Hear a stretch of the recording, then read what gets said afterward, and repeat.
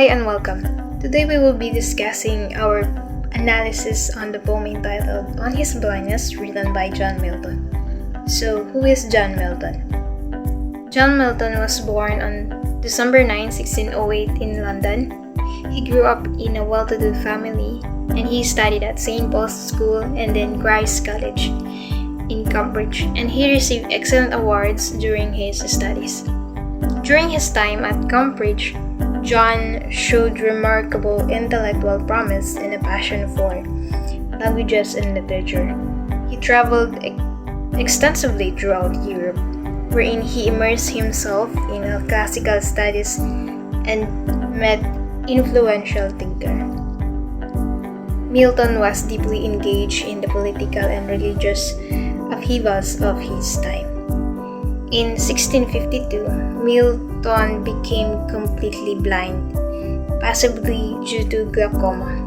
Despite this, he continued to write, and John Milton passed away on November 8, 1674, in London, and he left behind a lasting legacy as one of the most important figures in English literature and a champion of liberty and intellectual freedom.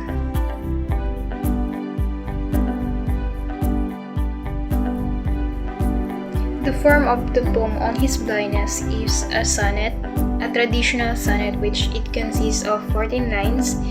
It also classified as Italian sonnet with a specific rhyme scheme of ABBA, ABBA, CDE, CDE, and a volta or shift in thought or change of attitude or mood during the later half of the poem or around the 9th line. The genre of the poem On His Blindness is primarily regarded as a reflective or meditative lyric poem due to its introspective and contemplative nature. It's a deeply personal piece in which Milton contemplates his own blindness and its implication for his life and work. Within the broader context of Milton's body of work, it can also be seen as a part of his religious poetry, as it grapples with themes of faith, acceptance, and divine providence. So let's proceed now to the major themes of the poem On His Blindness by John Milton. Realizing one's strength, God's obedience, and spirituality. These are the major themes of the poem On His Blindness. The poem clearly tells us the story of the speaker's worries about his blindness and how he can patiently accept it.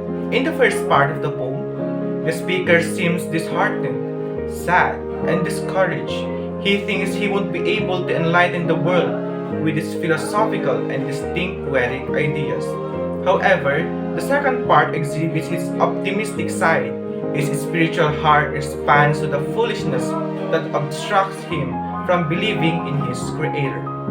And here are some minor themes of the poem. Let's start from loss. The poem addresses the loss of physical sight experienced by the poet and reflects on his emotional and existential implications of his loss. Acceptance. The poet struggles to come to terms with his blindness and ultimately seeks acceptance of his new reality as a means of moving forward. And number 3 is faith. The poem explores the poet's faith in God and his efforts to understand how he can continue to serve God despite his physical limitations. And number 4 is creativity. Despite losing his sight, the poet finds solace and purpose in his inner vision, creativity, emphasizing the resilience and enduring power of artistic expression. And last, it's God's purpose.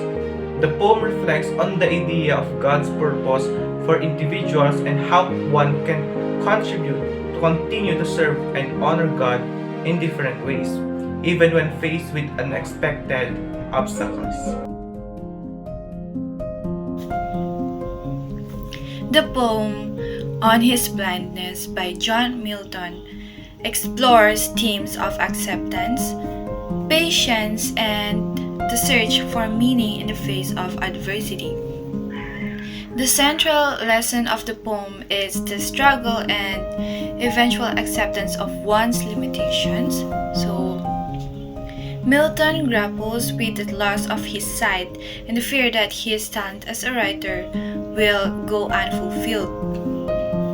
He questioned God's plan and wonders how he can serve him without his sight.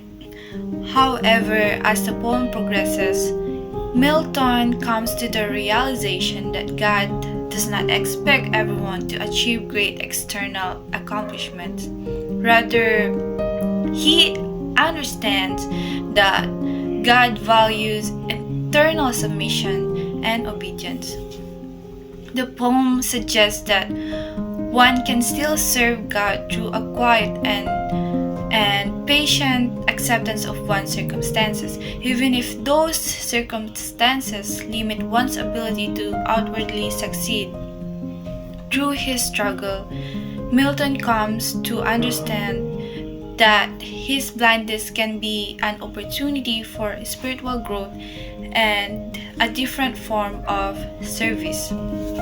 So he realizes that God judges not by human standards of productivity, but by the heart and intention behind one's actions. In the end, the poem teaches us the moral lesson of finding peace and purpose. Through accepting our limitations and trusting in a higher plan. The moral of the poem is to find acceptance and meaning in the face of adversity. It teaches us to embrace our limitations and trust in the higher plan even when our circumstances prevent us from achieving external success. The poem encourages us to focus on internal submission, patience, and a quiet dedication to serving God, rather than completely measuring our worth by worldly accomplishments. Through Milton's journey of self-reflection, the poem imparts the immoral lessons of finding peace and purpose by embracing our limitations and placing our trust in a higher power. Let us now proceed to the structures of the poem. This poem is a traditional sonnet containing 14 lines and using the Italian sonnet rhyme scheme ABBA, ABBA, CDE, CDE. In a sonnet, there is usually a turn or a change of attitude during the later half of the poem.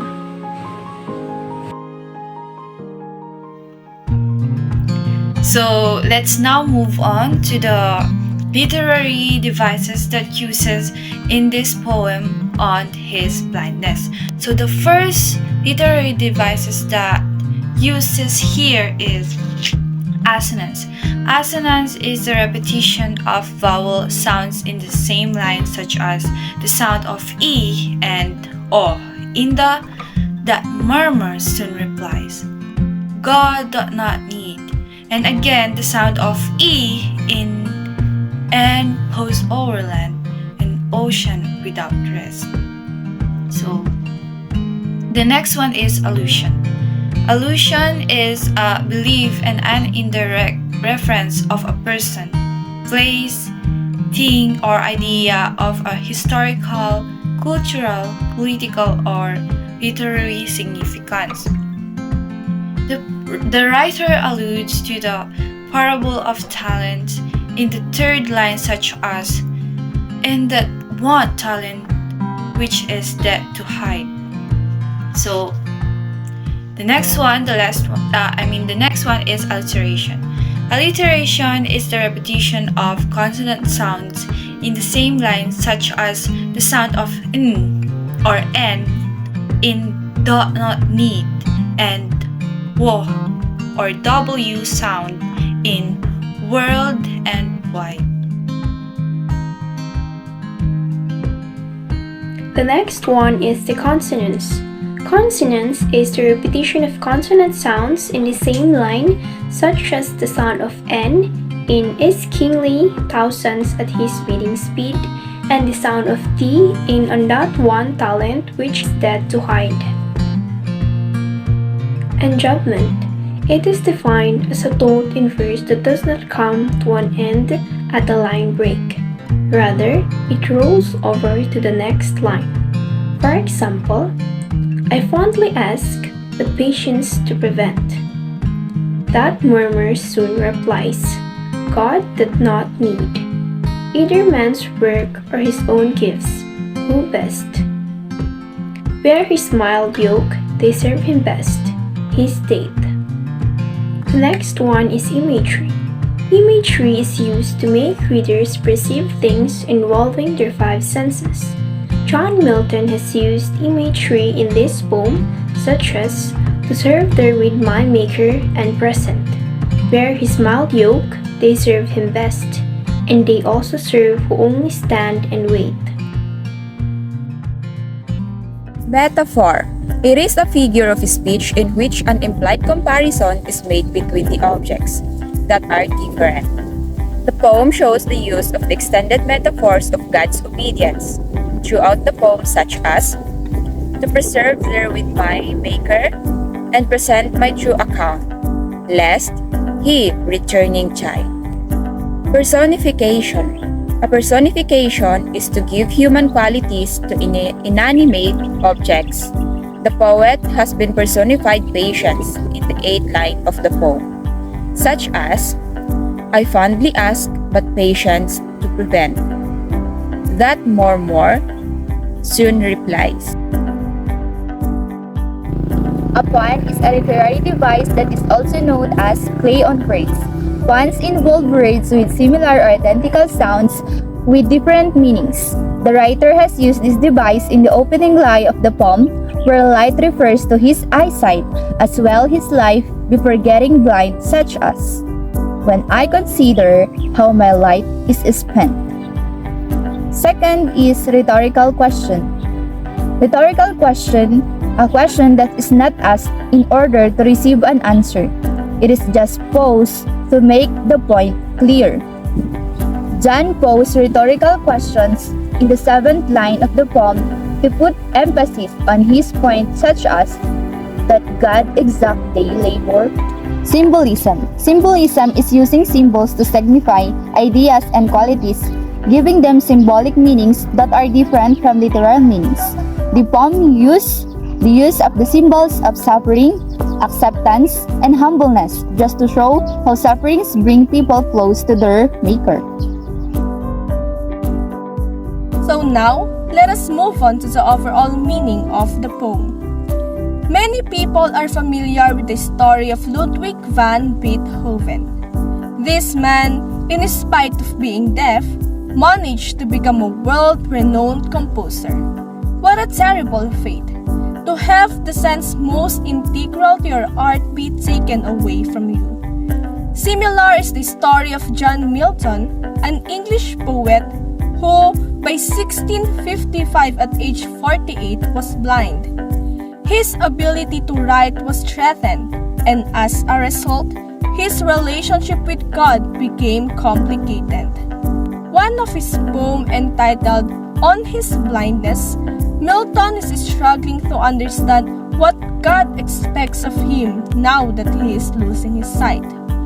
He's upset about wasting, quote, that one talent which is death to hide, unquote, as stated in line 3, which is a biblical reference to the parable of the talents, Matthew 25:14-13, in which two people invest their talents. In this story, talents are considered money, while another just hides his talent in a hole and is punished.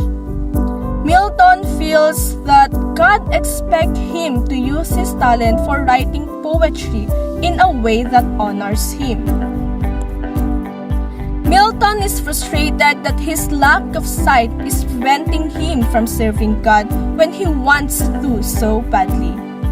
So, in his poem, he starts his tale by lamenting the fact that he is going to lose his ability to see. He fears he will not be able to use his God-gifted ability of poetic composition anymore.